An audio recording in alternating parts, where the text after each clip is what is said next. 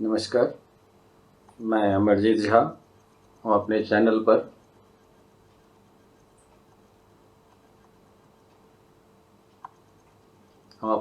पर। आप सभी का स्वागत करते हैं। इतने सहयोग के साथ हम आज यहाँ तक पहुँचे हैं, इसमें आप सभी की भागीदारी रही है। आज हम एक मौलिक अधिकार से संबंधित अनुच्छेद 19 पर चर्चा कर लेते हैं। चूँकि अनुच्छेद 15, 19, 21, 32 इस पर हम सभी को पर्टिकुलरली नॉलेज अलग से रहनी चाहिए। ऐसा कभी होता है कि जो अधिकार हमें ऐसा दिखने में लग रहा है, वो अधिकार को हम सही अर्थ में कहीं कहीं मिसयूज करने लगते हैं, तो अधिकार हमारा अपनी धारा को तब बदल लेती है, फिर वह न्यायपालिका के प्रकरणों में चली जाती है। आज हम इसी संदर्भ में, जब हम आज़ादी की लड़ाई लड़ रहे थे, उस समय की जो भावनाएं थी और जब हमारी भारत की संविधान बनी, तो इन भावनाओं के आधार पर आज हम चर्चा करते हुए इस अनुच्छेद को आगे बढ़ाते हैं। पहली बात यह है, इसे इस ट्रायंगल से ऐसे समझा जाए कि इस ट्रायंगल में जैसे एक्ट 14, एक्ट 19 और एक्ट 20 यह एक दूसरे से जुड़ा हुआ है। जब कभी भी हम एक्ट 19 का प्रयोग करेंगे तो यह ध्यान में रखना होता है कि 14 का उल्लंघन नहीं,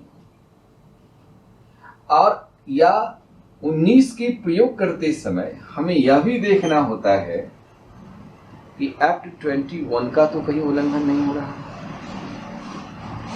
कोरोना वायरस से जूझता हुआ पूरी विश्व व्यवस्था के भीतर हमारा संविधान, इन सभी हालातों पर भी संविधान सभा ने गौर से समझा बुझा। माननीय उच्चतम न्यायालय ने आज जनता के सामने जो हम लोग समस्या हमारे आपके बीच में दिखाई पड़ रही है, इस समस्या के संदर्भ में माननीय उच्चतम न्यायालय पहले से समझ रखा है। इसलिए ये अनंत व्यवस्थाओं को जोड़ते हुए हम सभी को मौलिक अधिकार प्राप्त है। अब सवाल उठता है, हम इसे कैसे बनाए रखें हमारे देश के भीतर, इसकी प्रबंधनीय व्यवस्था कैसी होनी चाहिए। अब देखिए, हम जीवन के अधिकार पर आपको हम क्लास ले चुके हैं, एक्ट 14 को समझा चुके हैं, एक्ट 15 पर हम चर्चा कर चुके हैं। तो अब यहां पर मेजर हमें एक्ट 19 ही दिख रहा था, इसलिए हम 19 पर आज चर्चा करते हैं। पहले बात, 19 को समझने के लिए हमें 19 के प्रोविजन में जाना होगा। मूल संविधान में इसके भीतर 7 प्रोविजन था, तो पहले हम उसको चर्चा कर लेते हैं, फिर हम आगे इसका इंप्लीमेंट प्रक्रिया में 14 और 21 से इसको जोड़ने की प्रक्रिया होगी। इसमें हमारा लेजिस्लेचर और जुडिशरी, इस दोनों के संबंधों को भी जोड़ना पड़ेगा। तो अब सबसे पहले हम बातों को क्रम के साथ इस रूप में पहले हम बढ़ाते हैं कि एक्ट 19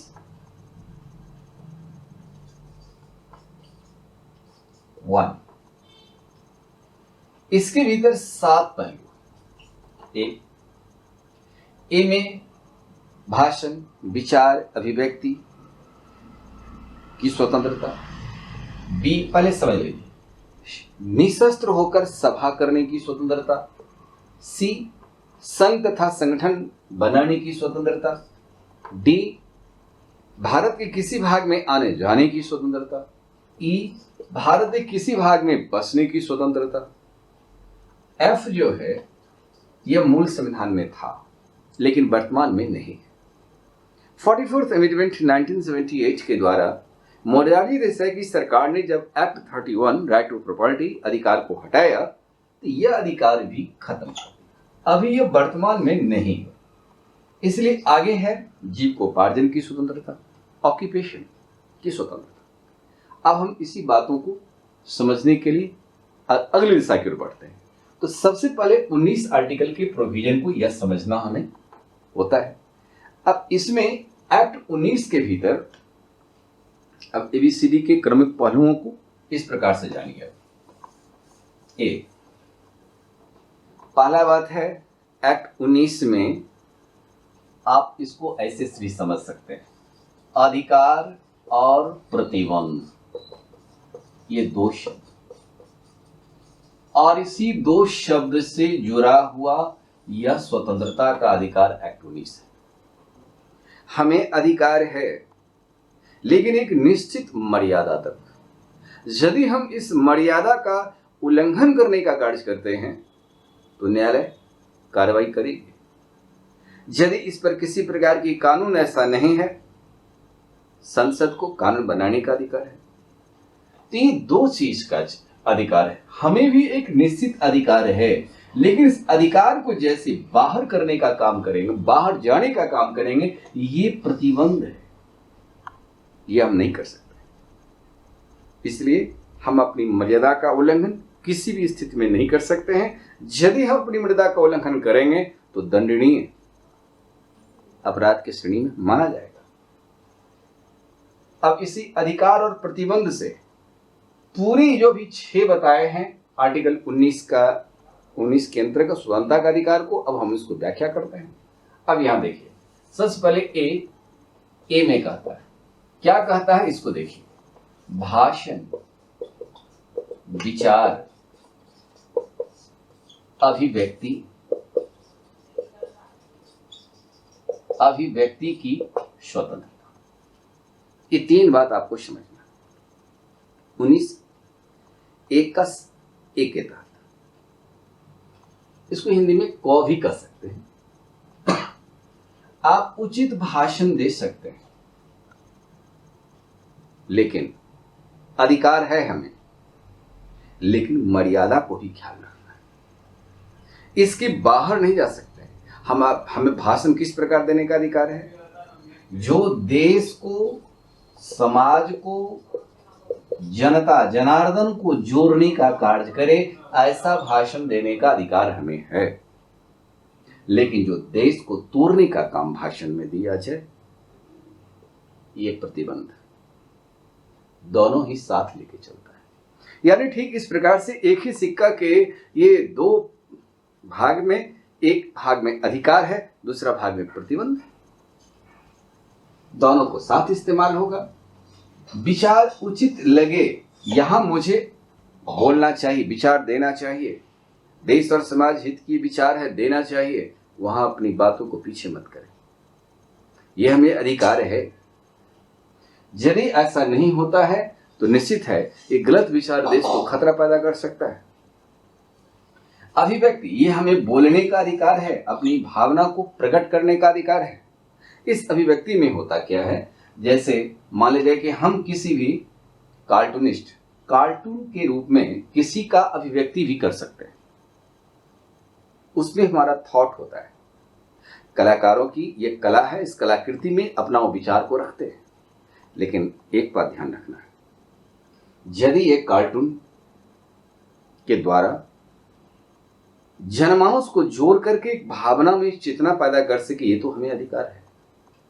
लेकिन इसके विरुद्ध किसी व्यक्ति विशेष की गरिमा और राष्ट्र की एकता और अखंडता पर प्रहार होने वाली कार्टून हम नहीं बना सकते हैं। जैसे इस चीज को ऐसे भी आप देख सकते हैं, कोई अश्लील हरकतें करके कोई ऐसा हरकत बना रहा है, यह करने का अधिकार नहीं है, इसको पसंद नहीं किया जा सकता है, ये अमर्यादित शब्द है। इसलिए हमें ये 3 शब्द पर देखना है, कैसा भाषण, किस प्रकार का भाषण। इन तीनों शब्दों को ध्यान में रखकर और ये अधिकार की मर्यादा को ध्यान में रखते हुए यह कहा जा सकता है, संस्कृत का श्लोक के अनुसार, सर्वे भवन्तु सुखिनः सर्वे सन्तु निरामया शर्वभद्राणि पश्यन्तु मा कश्चित् दुःखभाग् भवेत्। हमारे विचार, हमारी भावना, हमारी संवेदना से किसी व्यक्ति को आघात नहीं होना चाहिए, और यदि आघात पहुंचता है तो मुझे प्रतिबंधित किया जा सकता है। इस प्रतिबंध के संदर्भ में अब एक बात को देखिए, जनता को ये 3 अधिकार होने के कारण प्रेस की स्वतंत्रता भी दिया गया, जबकि भारतीय संविधान के भीतर प्रेस की स्वतंत्रता का जिक्र नहीं। यह अधिकार नागरिकों को दिया गया इस जनता के अधिकार के कारण। इस अधिकार का हम इस्तेमाल करें। प्रेस को भी एक सीमा है। आपको जनता का जो अधिकार का अभिव्यक्तिकरण देश के एक भाग से दूसरे भाग तक आप जोड़ दें। इलेक्ट्रॉनिक मीडिया, मल्टीमीडिया इस अधिकार का इस्तेमाल कर सकता है, लेकिन जब आप इस अधिकार से बाहर जाने का काम करेंगे आप पर भी प्रतिबंध लगाया जा सकता है। भारतीय संविधान में प्रेस पर सेंसर लगाने का कोई जिक्र नहीं है, क्योंकि प्रेस की आजादी का जिक्र है ही नहीं संविधान में। ये तो जनता के इस अधिकार के कारण अधिकार मिला है। अब तो प्रेस की इतनी बड़ी स्वतंत्रता के बारे में तो ये भी जान लीजिए, 1954 में प्रेस आयोग गठन किया गया और ये सुझाव दिया कि प्रेस परिषद का गठन किया जाए। तो यहां पर 1956 में 1956 में प्रेस परिषद की स्थापना किया गया। प्रेस परिषद में एक अध्यक्ष और 28 सदस्य की चर्चा की गई। कुल 29 सदस्यीय यह प्रावधान किया गया। अब है इसमें कौन कौन होते हैं? इसमें गणमान्य व्यक्ति होते हैं। इस परिषद में लोकसभा अध्यक्ष, सर्वोच्च न्यायालय के मुख्य न्यायाधीश, राज्यसभा के सभापति, संसद सदस्य में जिनको चयन किया जाएगा,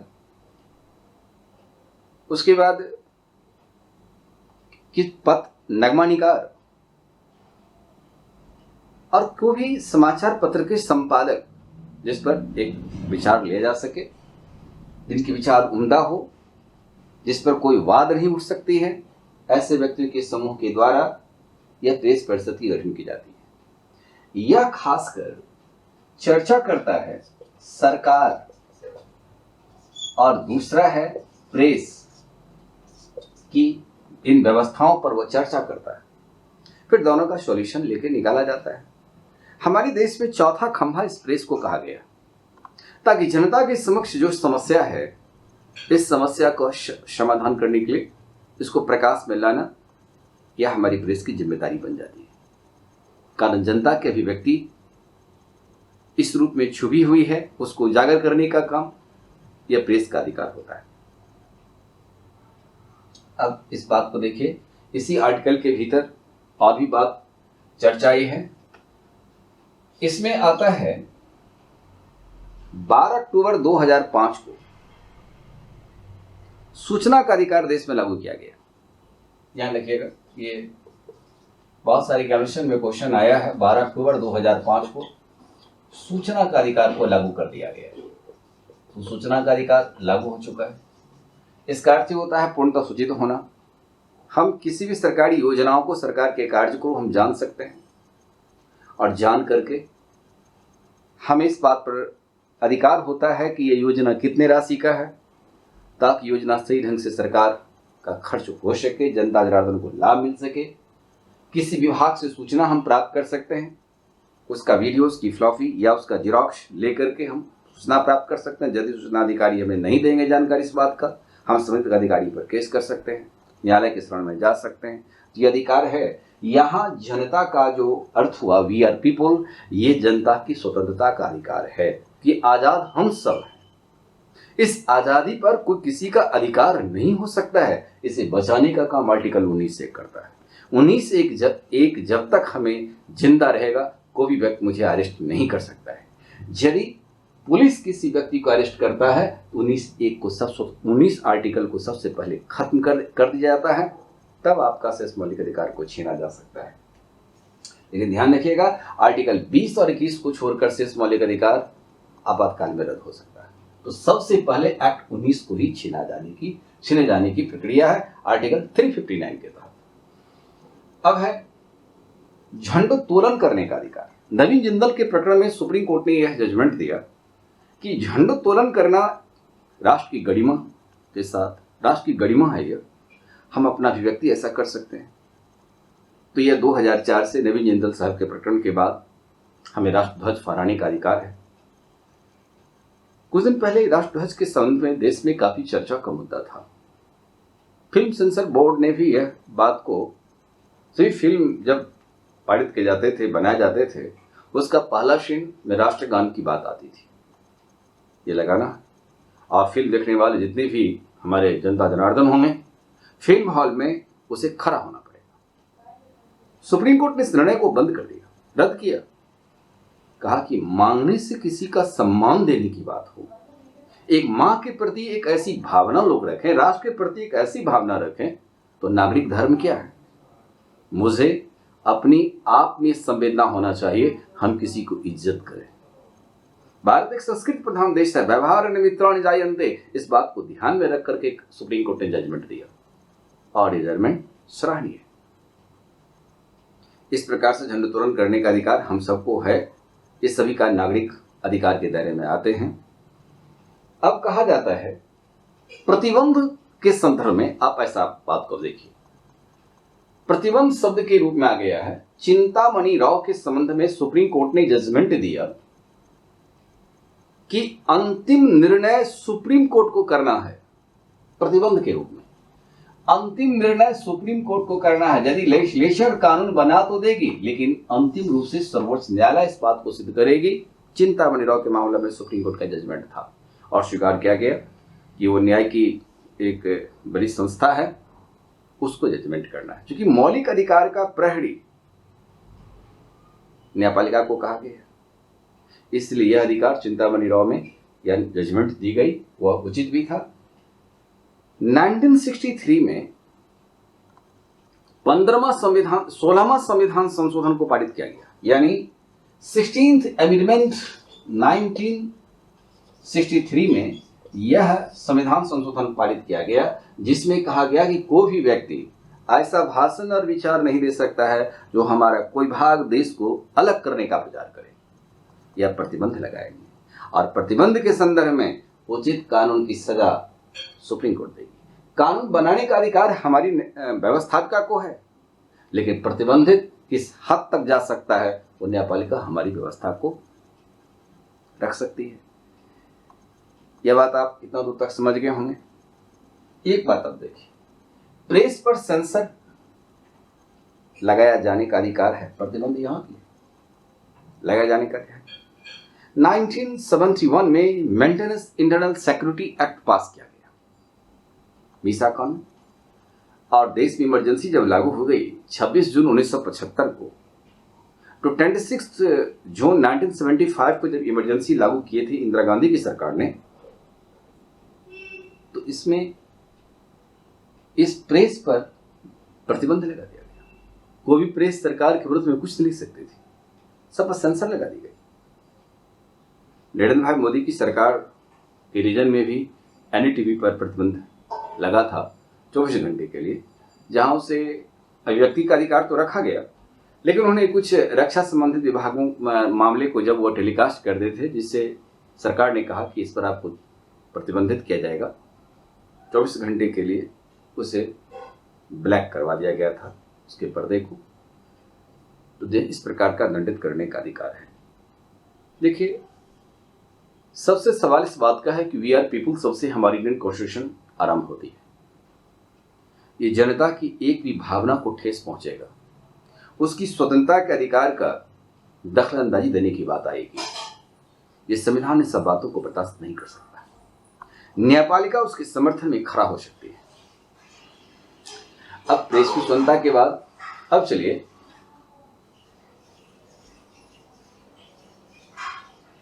रमेश थापर का मामला मद्रास राज के मामले में आया था, जिसमें कहा गया था, सुप्रीम कोर्ट ने कहा रमेश थापर के मामला में भी कि किसी पत्रिका भी यदि किसी प्रकार का ऐसा भी व्यक्ति किया है, और समाचार पत्र तो क्या ही है, तो उसे भी प्रतिबंधित किया जा सकता है और सेंसर लगा सकते हैं। इसलिए संपादक के ऊपर डिपेंड करता है। कोई भी लेख को छापा जाता है, वह लेख हमारा राष्ट्रहित हो, जनहित हो। चीन में समाचार पत्र पर पूरा अधिकार गवर्नमेंट की होती है। कोई भी चीज खबर छपती है तो गवर्नमेंट की रजामंदी से छपती है, उसके अभिव्यक्ति का अधिकार नहीं है। तो भारत में लोकतंत्र है, इस बातों को ध्यान में रखकर यह अधिकार प्रेस को आजादी दी गई कि जनता को सरकार के बीच का जो संबंध है वो एक ध्यानाकर्षण देने का कार्य करे। निष्पादन तो सरकार को करना है। अब एक बात देखिए, राष्ट्रीय ध्वज, ये 19 एक्ट के बारे में लगता है कि आप लोग इस बात को समझ गए होंगे। अब मैं आगे की प्रक्रिया में बढ़ाता हूं। प्रेस परिषद 1956, ध्यान रखिएगा, 29 सदस्य होता है, एक अध्यक्ष, 28 सदस्य।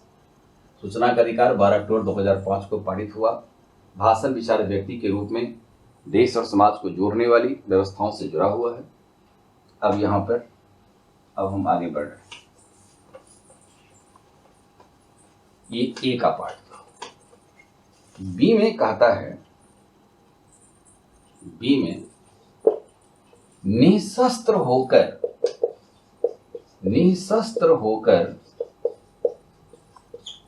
सार्वजनिक स्थान पर असेंबली करने की स्वतंत्रता, सभा करने की स्वतंत्रता, इसके भीतर में इस बात की चर्चा की। बिना किसी लैस का किसी भी सार्वजनिक प्लेस पर, आर्टिकल 15 में भी सार्वजनिक प्लेस की चर्चा आई है और उसकी सुप्रीम कोर्ट ने उसकी व्याख्या किया, जिसमें नदी, होटल, क्लब, पार्क, वाचनालय, रेलवे, ये सारी चीज सार्वजनिक स्थान पर आता है। सरकार के अनुदान से जो भी चीज चल रही है सब वो सार्वजनिक स्थान पर आएगी। आप असेंबली यहां कर सकते हैं, लेकिन किसी के घर पर जबरदस्ती असेंबली नहीं हो सकता। सार्वजनिक प्लेस पर आप सभा करिए, लेकिन यदि इस सभा से हमारी जनजीवन पर प्रभाव डालेगा तो ऐसी सभा से रोका जाएगा। जैसे अभी कोरोना के प्रकरण में ऐसा कोई सभा हम आप नहीं कर सकते। यदि ऐसा कोई सभा होगा तो पॉजिटिव की संख्या, केसेस वहां बढ़ती जाएगी, कोरोना पॉजिटिव की संख्या बढ़ेगी, लोगों का जीवन प्रभावित हो जाएगा। मैंने आपको ट्रायंगल में पहले बताया भी था कि एक्ट 19 के सीधे सीधे सामने 21 है और यह 14 है, इसका ये उल्लंघन नहीं हो सकता है। यह अधिकार तब मुझे छीना जाएगा और मुझे यहां पर सार्वजनिक स्थान पर प्रवेश से रोका जा सकता है। इस स्थान पर हम किसी का जीवन प्रभावित करने का कोई कदम भी नहीं उठा सकते हैं। ये किसी का समता का अधिकार को उल्लंघन नहीं होगा। तो हम आप सभा कर सकते हैं, लेकिन ऐसा कोई हथियार नहीं हो जिससे किसी व्यक्ति को हम प्रभावित कर सके, उसके लाइफ को हम डैमेज कर सकते हैं। बड़े बड़े नाखून लेकर किसी पर हमला कर सकते हैं तो बड़े बड़े नाखून वाले को भी रोका जा सकता है। सार्वजनिक स्थान पर इन लोगों को परहेज रखा गया। सी में कहता है 19 का सी में कहता है कि आप संघ तथा संगठन बनाइए। संघ तथा संगठन बनाने का अधिकार, हम आप संघ बना सकते हैं। ऐसा संघ, ऐसी संस्था, ऐसी व्यवस्था को बनाने का अधिकार हम सभी को है जो संघ दूसरे को जोड़े, राष्ट्र को जोड़े, समाज को जोड़े, खंडन किसी का नहीं कर सके। जैसे कभी कभी संघ के बारे में समझना होगा, राष्ट्र विरुद्ध में कोई संघ नहीं बन सकता है, इसे मुझे बना बचा के रखना होगा। इस प्रकार का अधिकार हम आपको किसी को नहीं है। न ऐसा संगठन बना सकते हैं।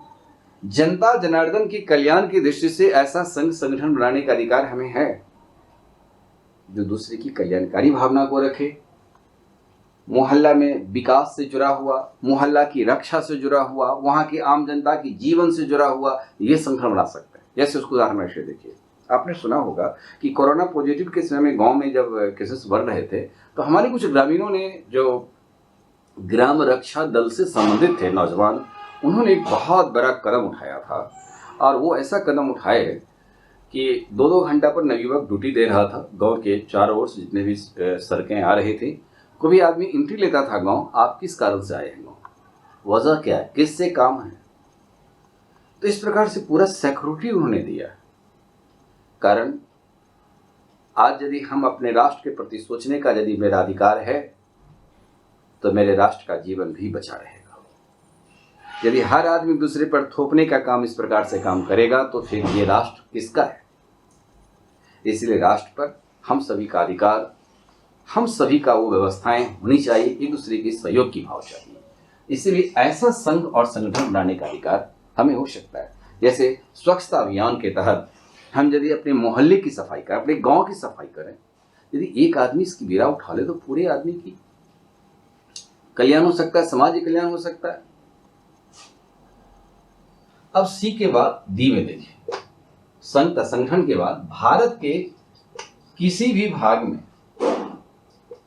इसको हटाना पड़ेगा,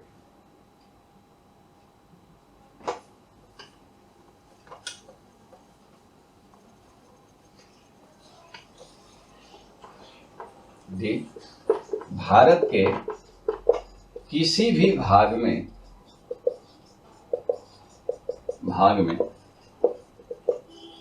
बसने की स्वतंत्रता। यानी हम सभी को अधिकार है कि मैं भारत का नागरिक हूं, मैं किसी भी भारत के राज्य और संघराज्य क्षेत्र, केंद्र शासित प्रदेश जहां कहीं भी हो हम बस सकते हैं। और ये बसने का अधिकार है किसी भाग में आने जाने की स्वतंत्रता, आने जाने की स्वतंत्रता। हम किसी भाग में आ सकते हैं, जा सकते हैं, कोई रोक टोक नहीं। आजादी की लहर में मुझे ये रोका जाता था। लेकिन यदि यहां पर भी देखिए, यदि किसी का जीवन प्रभावित होगा तो वहां पर रोका जाएगा। जैसे प्रधानमंत्री मोदी ने 22 मार्च को कर्फ्यू लगा दिया, लॉकडाउन शुरुआत हो गई, उसके बाद एक दिन के बाद लॉकडाउन शुरुआत हुई। उन्होंने सीधे घोषणा किया, जो जहां है वहीं रहिए। ये प्रधानमंत्री जी का स्टेटमेंट था। कारण एक स्थान से दूसरे स्थान पर यदि कोई विस्थापित होगा तो वह एक मानव, एक बम बनकर जा रहा है, किसी का जीवन को प्रभावित कर सकता है। सरकार को सबसे पहले आवश्यकता होता है कि व्यक्ति की जीवन की रक्षा करना, देश की रक्षा करना। इस दिशा में सरकार को भी कदम को उठा सकती है। माननीय उच्चतम न्यायालय ने इस पर बहुत सारे जजमेंट भी दे चुके हैं। कौशल्या बनाम उत्तर प्रदेश के मामले में सुप्रीम कोर्ट ने जजमेंट दिया कि एक स्थान से दूसरे स्थान तक कौशल्या जी नहीं जा सकती। कारण कौशल्या जी संक्रामक रोग एड्स से पीड़ित थे। कारण एड्स के बारे में जानते होंगे, एक्वायर्ड इम्यून डिफिशियंसी सिंड्रोम, जो शरीर की प्रतिरोधकर्ता शक्ति को समाप्त कर देता है। ये संक्रामक रोग है, इसे जाने का अधिकार नहीं होगा। माननीय उच्चतम न्यायालय ने कहा कि सरकार का यह कदम उठना उचित है। एक स्वस्थ निरोग्य व्यक्ति को किसी संक्रामक रोगों से प्रदूषित करने का अधिकार नहीं है। यह अधिकार हमें मौलिक अधिकार है कि हमारी स्वास्थ्य के साथ कोई खिलवाड़ नहीं कर सकता है। इसलिए वहां पर ऐसी स्थिति में लोगों को जाने आने से रोका जा सकता है। अब एक बात इसके भीतर में आ जाता है कि जाने से रोका जाएगा। दूसरी बात इसके भीतर यह भी है कि यदि मानव जीवन या किसी को भी स्थान अशांति की स्थिति में आ जाए, जैसे तूफान की घटना घटती है, तो कुछ लोग प्रभावित हो सकते हैं। उस तटीय क्षेत्र से लोगों को विस्थापित कर दी जाती है। सरकार को जैसे सूचना मिला कदम उठा जाते हैं। वहां जीवन का अधिकार है। तो जीवन की अधिकार भारतीय संविधान के भीतर एक बहुत बड़े अधिकार के रूप में रखा गया। भारत के किसी भाग में आप, वैसे सामान्य अवस्था में आप किसी भाग में आ सकते हैं, जा सकते हैं, इस पर कोई प्रतिबंध नहीं लग सकता। प्रतिबंध लगेगा सिर्फ जीवन प्रभावित होने की स्थिति। ई के बारे में बता चुके हैं कि ई के बारे में जो है, संपत्ति का अर्जन और व्यय की स्वतंत्रता, अर्जन और व्यय की स्वतंत्रता यह वर्तमान संविधान में नहीं है। ये मूल संविधान में है या नहीं? कारण जब 44th अमेंडमेंट 1978 को जब मोरारजी की सरकार ने पास किया तो यह इसको भी खत्म कर दिया। अब आगे यह वर्तमान में नहीं, ये ध्यान रखना कि नहीं है। अब आगे बढ़ते हैं, जीविकोपार्जन की स्वतंत्रता। ऑक्यूपेशन, हर नागरिकों को अधिकार है कि अपनी जीविकोपार्जन करने के लिए वो अच्छे काम करे, लेकिन सत्कर्म से काम करके जीविकोपार्जन करना चाहिए। कुछ किसी गलत काम करके जीविकोपार्जन करने का अधिकार किसी व्यक्ति को नहीं है। अब यहां देखिए, लखनलाल बनाम उड़ीसा राज्य के मामले में सर्वोच्च न्यायालय ने निर्णय दिया कि तस्करी, नशीली पदार्थ, शराब, मानव अंगों का तस्करी यह जीविकोपार्जन के दायरे में नहीं आता। इस पर हमें प्रतिबंध लगाया गया, कारण यह मानवीय जीवन के मूल्य का कोई आधार रखा ही नहीं। लखनलाल के इस मामले में सुप्रीम कोर्ट की जो निर्णय रही है, इस निर्णय के आधार पर भारत के 5 राज्य पूर्ण शराबबंदी की घोषणा कर चुके हैं। कारण शराब मानव स्वास्थ्य को हानि पहुंचाता है और इस प्रकार की जीविकोपार्जन का आधार नहीं हो सकता है। सुप्रीम कोर्ट ने कितनी बार भी गुटखा सब के उत्पादन पर ही प्रतिबंध लगाया, जीविकोपार्जन का आधार नहीं होगा। यदि कोई व्यक्ति, ये बात क्लियर है, अब यदि कोई व्यक्ति मान लिया जाए लॉटरी का काम करता है, लॉटरी लगाता है, तो लॉटरी जीविकोपार्जन के दायरे में नहीं आएगा, क्योंकि लॉटरी से किसी व्यक्ति की जीवन प्रभावित हो सकता है। और एक नशे की भांति है, इसे लॉटरी लगाना उचित नहीं है। ये जीविकोपार्जन से जुड़ा हुआ ये मामला सुप्रीम कोर्ट ने नहीं माना। वैश्यावृत्ति के रूप में यदि कोई पेशा अपना ले तो यह वैश्यावृत्ति से जुड़ा हुआ यह जीविकोपार्जन का अधिकार उसके दायरे में नहीं आएगा। विस्फोटक पदार्थ की कोई इंडस्ट्री लगा रहे हैं, कारखाना लगा रहे हैं, तो विस्फोटक पदार्थ के इस कारखाने को बंद किया जा सकता है, सरकार नोटिस कर सकती है।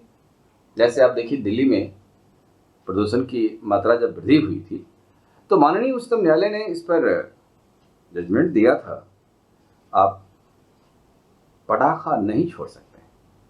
लेकिन कुछ लोगों की उमंग ऐसी होती है कि नहीं, पटाखा छोड़ देने से हमारी सुखद महसूस होगी, लेकिन किसी का जीवन है। यहाँ पर कोई राजनीति नहीं होना चाहिए, यहाँ पर किसी व्यवस्थाओं की प्रभाव डालने वाली बात नहीं होनी चाहिए। हमारी व्यवहार से, यदि हमारे कार्य से यदि हमारा समाज प्रभावित हो, राष्ट्र प्रभावित हो, ये हमारा समाज है, ये हमारा आदमी है, ये हमारा राष्ट्र है, यह कार्य जीविकोपार्जन के दायरे में नहीं आएगा। तो एस्बेस्टस नहीं आएगा। टीएम पाई के संदर्भ में भी एस्बेस्टस उत्पादन पर भी बंद लगा दिया गया। टीएम पाई के संदर्भ में भी सर्वोच्च न्यायालय ने एक बात और जजमेंट दिया। टीएम पाई साहब की केस में दिया था टीएम पाई, इस संदर्भ में उन्होंने, सुप्रीम कोर्ट ने जजमेंट एक दिया, शिक्षण का कार्य, क्योंकि एक सवाल था, शिक्षा जब एक दान है, आप इसे व्यवसाय का माध्यम क्यों बना रहे हैं? लेकिन सुप्रीम कोर्ट ने कहा इसे व्यवसाय का माध्यम बनाया जा सकता है। तो यहाँ पर शिक्षा के द्वारा आप कोई काम कर रहे हैं तो जीविकोपार्जन का माध्यम बन सकता है और ये जीविकोपार्जन के दायरे में आता है। इस प्रकार से सर्वोच्च न्यायालय ने जो जजमेंट दिया, उस जजमेंट से जोड़ करके इन बातों को ध्यान में रखकर सुप्रीम कोर्ट के इस अधिकार का प्रयोग कर सकते हैं। जैसे एक बात, थोड़ा सा और कुछ मूल बात आप समझिए। जैसे हमारे देश में कभी कोई सेंसिटिव माहौल बन जाए, किसी की सभा करने से हमारा देश प्रभावित होने की स्थिति में आ जाए, अशांति उत्पन्न होने का खतरा रहे, तो लॉ एंड ऑर्डर मजिस्ट्रेट को यहाँ पर अधिकार है कि लॉ एंड ऑर्डर को मेंटेन करने के लिए आप उस पर प्रतिबंध लगा सकते हैं, आप उसे रोक सकते हैं। इस प्रकार का अधिकार नहीं। व्यवस्था यह है कि हमारी जो व्यवस्थाएं संविधान द्वारा बनाई गई है, इसमें कोई विध्वंसात्मक गतिविधियां को नहीं बढ़ा सकता। आपकी सभा को रोका जा सकता है। जैसे किसी सार्वजनिक स्थल पर सभा करने की बात है और तुरंत यहां पर एक डीएम को सूचना मिलता है कि यहां पर कोई अप्रिय घटना घटने वाली है, लोगों को रोका जा सकता है। धारा 144 लागू किया जा सकता है, अब वहां हम नहीं जा सकते हैं। मारपीट के अंदेशा 144 लगेगा। तो भारतीय दंड संहिता के तहत जब आप अधिकारी बनिएगा, सब बात को धीरे धीरे समझना, ये सब ट्रेनिंग में ही बताया जाता है और आप समझ भी सकते हैं। तो समझने के लिए एक अधिकारी के लिए भी जरूरी है भारतीय संविधान के उस मर्म को समझा जाए, जिस पर आप उसको प्रयोग करने का मौका मिलेगा। और प्रयोग इतनी विशाल है, जिस विशाल का प्रयोग करके आपके हाथों में लॉ एंड ऑर्डर है, संविधान को बचाना आपका फिर धर्म होता है। इसलिए आपको संविधान के प्रति शपथ भी लेना होता है कि हमने जो अध्ययन किया और हमें जो प्रशिक्षण दिया जा रहा है, इसमें जनता को क्या अधिकार दिया गया, उस अधिकारों को सम्मान करते हुए इस भावना के साथ देश का कार्य करना होता है। तो आर्टिकल 19 के बारे में आज इतना ही।